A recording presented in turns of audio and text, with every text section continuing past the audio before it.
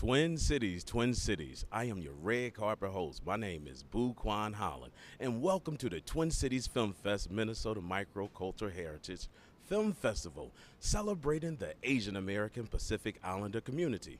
We would like to thank the Minnesota Humanities Center for the grant to make this all possible. And right now, today, right here, right now, we got my man, Nick Hill, the maker, director of the movie River Rats Part 1. And so today, Nick Hill gonna tell us about this wonderful movie that he so much loved. How you doing today, Nick? I'm great. I'm just blown away by your execution of this, that buttery voice, the smooth delivery of whatever you just did just now was amazing. What can I say? What can I say? So tell us about your movie and what it means to you and how you buttered it up.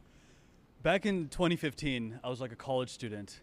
I had this idea for these two Irish dock workers. I mean, I think there's a lot of cultural overlap between how Irish people were seen in the world back in like the 20th century and just the immigrant experience that many people have had. The Irish were often looked down upon. They were sort of the downtrodden. The English, if they worked by the docks, if they worked on ships moving crates on barges, they were called river rats, these filthy river rats. It was a derogatory term. And I had this thing in college. I watched Titanic one day, as one does. And I was like, there's a scene in Titanic where Leo tells Kate Winslet, he says, do you want to go to a real party?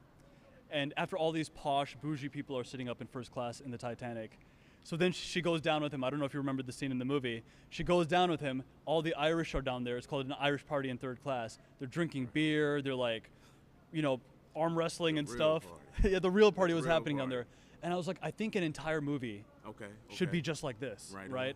Yeah. So then the ideas of it started that around that time. Of course, it then took 10 years after that time to finally make it, but that's kind of what brought me here.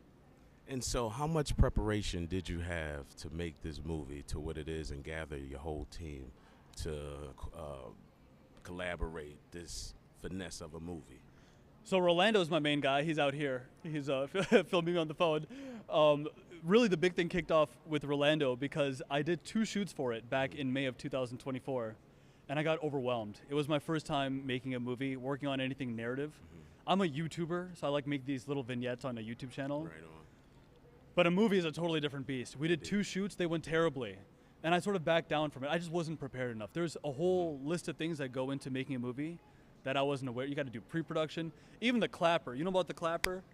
Now I do. No. I was like, why do people have a clapper? And then I realized we were editing one day, and I was like, oh, you know, it'd be nice to know like which take this is, and if I could have something to sync. And then I was like, that's why they have a clapper. Right on. So Rolando came down. He drove 16 hours from Philadelphia to come make this crazy thing with me. I was like, dude, I have this idea. He was just a friend of mine. Once he arrived on scene, we finally had the confidence. And really, the completion of part 1 is just this idea of commitment. Right on. When you commit to something, you will find a way through it. All day. You know? I'm sure you can relate to that. Absolutely. I can definitely relate to that, all the trials and tribs I did. But we got to get my man up in here, Ro, from Philly, Phila period. Come on up in here. You got to tell us that. I think Ro, you you get have up here. to tell us. The people need to know. We need to know. The man behind the shots. Where do you want me, sir? You're right here. This is Ro. He is director of photography. Again, my name is Bukwon. We at the Twin Cities Film Fest, and we are at the River Rats. So tell us about your role, Mr. Ro. Man, I gotta tell you, if it wasn't for Nikhil, I would not look as slim as I do now. I'll tell you that. I'll tell you that right now. This guy, he pushed me to unbelievable, and still now to crazy good heights, and it just taught me so much about the mental side of this whole thing, and yeah, just super grateful for him. That's what's up. So y'all basically y'all brothers now, right? To the heart. Unfortunately, yeah. Y'all work together. Y'all done did this together because we come from a city of brotherly Yes, we love. do. Shout out to Philly. I just had to say that. So anything up the pipeline for you next? So it's called River Rats Part 1 for a reason. The story will continue on. It is shooting all summer. And my God, you have such star power. I think we need to get you in there as well at some point, you know? As a dock worker or a warehouse manager, I think there's something in there for you because we gotta put this on camera as well, don't you think? You know, and I'll do the trailer for you. How about that?